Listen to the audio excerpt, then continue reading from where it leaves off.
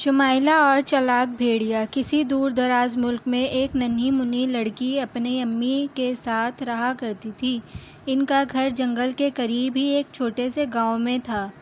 اس لڑکی کا نام شمائلہ تھا، لیکن گاؤں کے تمام لوگ اس کو شمائلہ لال ٹوپی والا کہا کرتے تھے، کیونکہ وہ ہر وقت لال رنگ کی ٹوپی پہنے رہتی تھی۔ ایک روز شمائلہ صبح سو کر اٹھی تو اس کی امی نے کہا، بیٹا تمہاری نانی اماں کچھ بیمار ہیں، میں ایک ضروری کام کی وجہ سے آج انہیں ملنے نہیں جا سکتی۔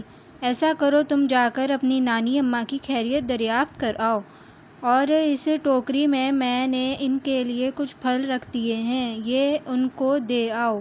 شمائلہ جب پھلوں کی ٹوکری لے کر جانے لگی تو اس کی امی نے آواز دے کر کہا، دیکھو بیٹی، راستے میں کسی اجنبی سے کوئی بات نہ کرنا اور سیدھی نانی اماں کے گھر جانا۔ شمائلہ نے کہا، جی اچھا امی۔ نانی اماں کا گھر پورا جنگل عبور کرنے کے بعد تقریباً آخری کنارے پر تھا۔ شمائلہ لال ٹوپی والی اچھلتی کودتی اپنے آپ میں مگن جا رہی تھی کہ ایک بھیڑیے نے اس کا راستہ روک لیا اور پوچھا، پیاری بچی، تم اتنی صبح کہاں جا رہی ہو اور تمہاری اس ٹوکری میں کیا ہے؟ شمائلہ بولی، میری نانی اماں بیمار ہیں، میں ان کی تیمارداری کے لیے جا رہی ہوں، تم میرے راستے سے ہٹ جاؤ اور مجھے جانے دو، میری امی نے راستے میں کسی بھی اجنبی سے بات کرنے سے منع کیا تھا۔ بھیڑیے نے کہا، ٹھیک ہے چلی جاؤ، لیکن میرا خیال ہے کہ اگر تم نانی اماں کے لیے ان جنگلی پھولوں کا ایک گلدستہ بنا کر لے جاؤ تو وہ بہت خوش ہوں گی۔ شمائلہ کو یہ تجویز پسند آئی اور وہ جنگلی پھول توڑنے لگی۔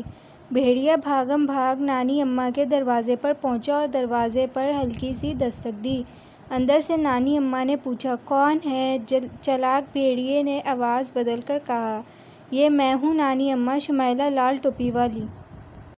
نانی اماں بولی، بیٹی دروازہ کھلا ہے، اندر آ جاؤ۔ بھیڑیے نے دروازہ کھولا اور ایک ہی جست میں نانی اماں کی چارپائی کے قریب جا کھڑا ہوا اور پلک جھپکتے ہی نانی اماں کو نگل گیا۔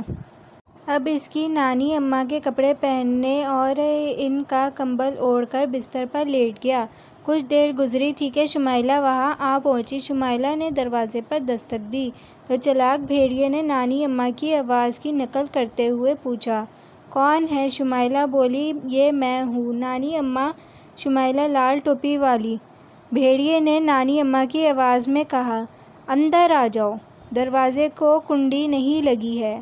شمائلہ دروازہ کھول کر خوش خوش گھر کے اندر داخل ہوئی اور بولی، نانی اماں، مجھے امی جان نے آپ کی خیریت دریافت کرنے بھیجا ہے اور اس ٹوکری میں انہوں نے آپ کے لیے کچھ پھل بھجوائے ہیں۔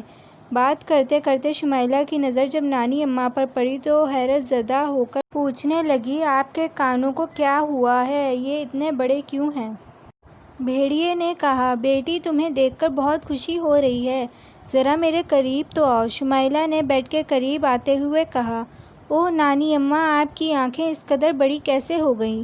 بھیڑیے نے کہا، بیٹی ذرا میرے اور قریب آؤ۔ اب شمائلہ بیڈ کے بالکل پاس آ کر بولی، آپ کے دانت بھی بہت بڑے بڑے ہیں۔ بھیڑیے نے اپنی اصل آواز میں کہا، ہاں میں تمہیں کھا جاؤں گا۔ یہ کہتے ہی بھیڑیا نانی اماں کے بستر سے نکل کر شمائلہ کو ہڑپ کر گیا۔